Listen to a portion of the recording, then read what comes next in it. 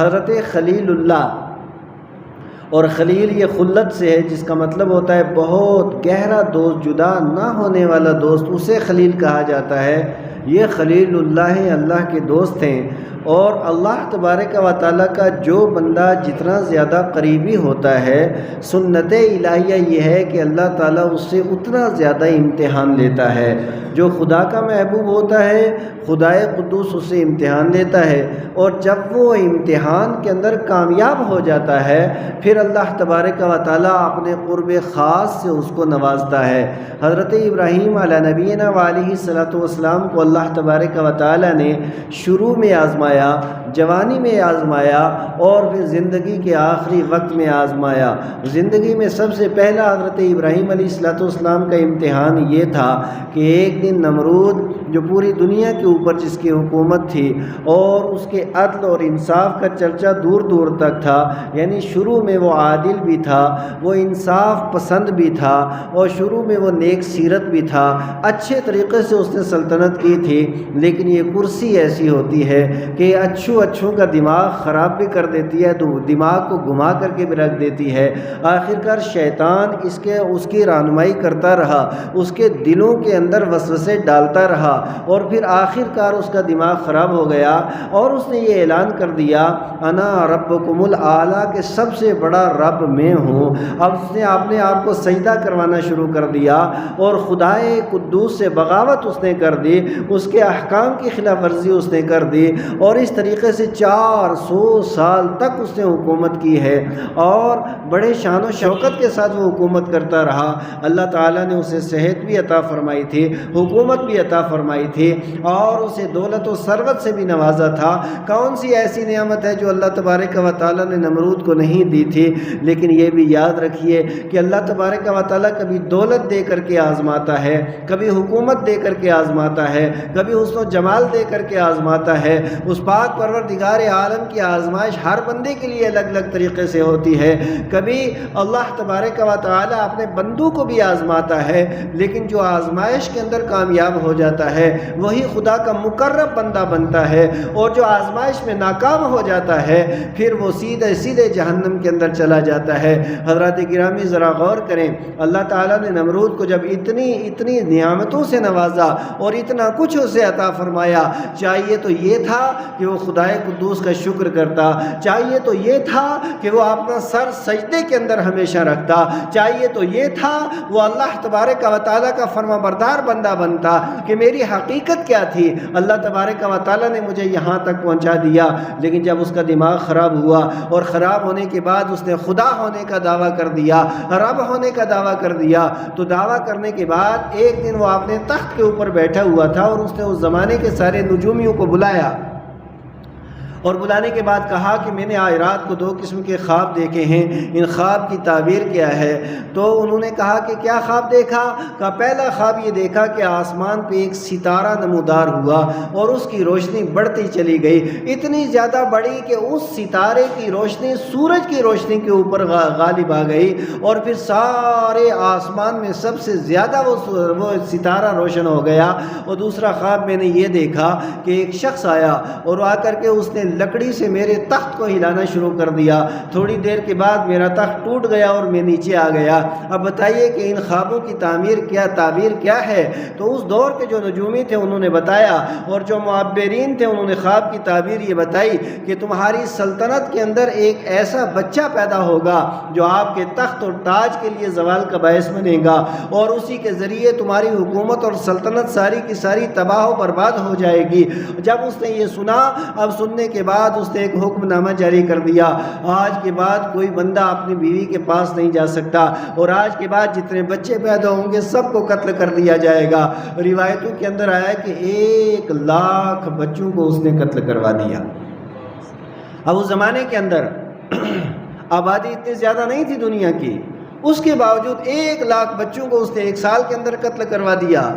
لیکن اللہ تبارک و تعالیٰ خدا تو خدا ہے، ان اللہ علی کل شیء قدیر۔ اللہ تبارک و تعالیٰ جب کسی چیز کا ارادہ فرماتا ہے تو بس وہ اتنا کہہ دیتا ہے، ہو جائے، وہ چیز ہو جایا کرتی ہے۔ ایسا نہیں کہ پہلے نقشہ بنایا جائے اور پھر معمار لائے جائیں، پھر اس کے بعد کسی چیز کی تعمیر کی جائے، وہ قادر مطلق ہے، اس کے ساتھ کون مقابلہ کر سکتا ہے؟ حقیقی پروردگار عالم وہی ہے۔ اب جب نمرود نے یہ سارے کا سارا سلسلہ شروع کر دیا،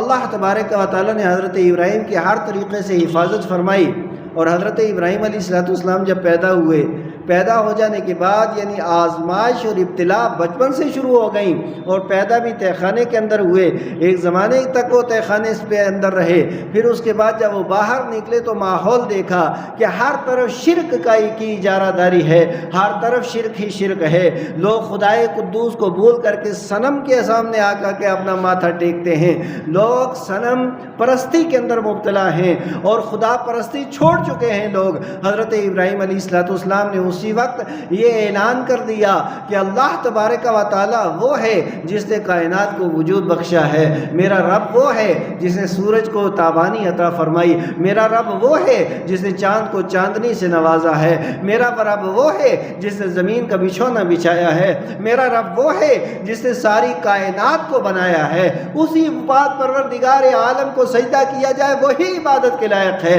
اتنا سننا تھا تو آپ نے یہ سنا کہ سارے کے سارے لوگ قبیلے والے، یعنی یہ بچپن کے بعد جب جوانی کی دہلیز پہ حضرت ابراہیم علیہ السلام نے قدم رکھا، اس وقت ایک بادشاہ وقت کے سامنے ڈٹ جانا، یہ خلیل اللہ کا ایثار و قربانی اور جذبہ اور ان کی ہمت اور جرأت تھی۔ جب وہ کھڑے ہو گئے، ایک طرف بادشاہ ہے، بادشاہ کے ساتھ فوج بھی ہیں، امیر بھی ہیں، وزیر بھی ہیں، مشیر بھی ہیں، حکومتی مشنری بھی ہے، سارے کے سارے لوگ ایک طرف ہیں اور اللہ کا نبی ایک طرف ہے، لیکن تاریخ یہ بتاتی ہے کہ اللہ تعالیٰ نے ان سارے کے ساروں کو تباہ و برباد کر دیا، خلیل اللہ کو کامیاب و کامران فرما دیا ہے۔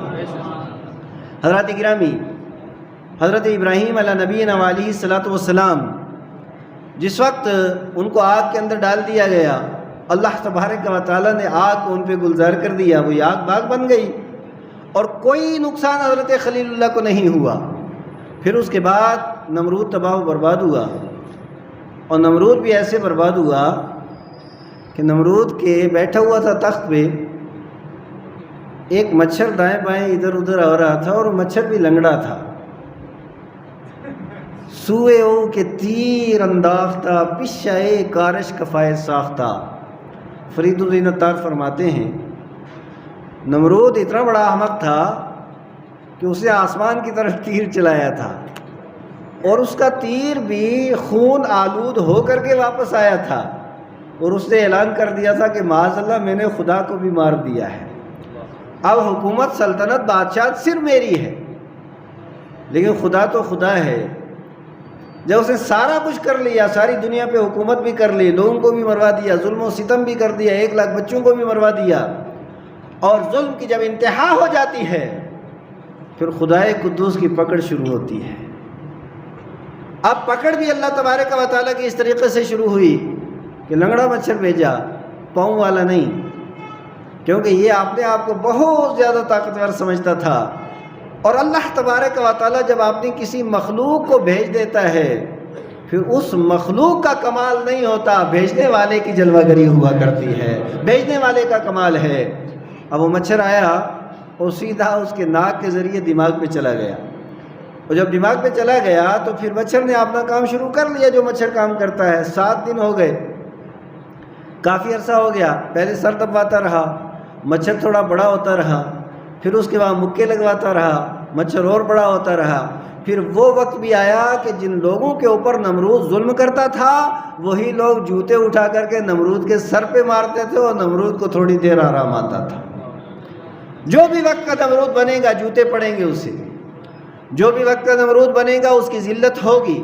جو بھی نمرود بنے گا اس کی تباہی آئے گی، جو بھی نمرود ہوگا اس کی بربادی ہوگی، جو بھی نمرود ہوگا اللہ تبارک و تعالیٰ ضرور اسے پکڑے گا۔ یہ سوال ہی پیدا نہیں ہوتا ہے کہ ظلم ہو، جبر ہو، استبداد ہو، طغیانی ہو، سرکشی ہو پھر خدائے قدوس چھوڑ دے، یہ اس کے سنت کے خلاف ہے۔ جب ظلم انتہا کو ہوتا ہے پھر اللہ تعالیٰ پکڑتا ہے، اور اِنَّ بَطْشَ رَبِّكَ لَشَدِيدٌ، خدائے قدوس کی پکڑ اتنی زیادہ سخت ہے پھر اللہ تعالیٰ ذلیل کو عزت والا بنا دیتا ہے، اور جو تخت و تاج کا وارث ہوتا ہے اسے ذلیل بنا کر کے اللہ تعالیٰ تباہ و برباد کر دیا کرتا ہے۔ حضرات گرامی، اب نمرود کو جوتے پڑھتے پڑھتے، کیونکہ اب کچھ لوگوں کا دماغ جب باتوں سے صحیح نہیں ہوتا تو جوتوں سے ہوتا ہے، نمرود کا بھی یہی ہوا کہ اتنے جوتے پڑے کہ اس کا سر پھٹ گیا، اور جب سر پھٹا اور وہ مچھر باہر نکلا تو مچھر وہ چڑیا اتنا بڑا ہو گیا تھا، اور پھر اس کے بعد نمرود تباہ و برباد ہوا۔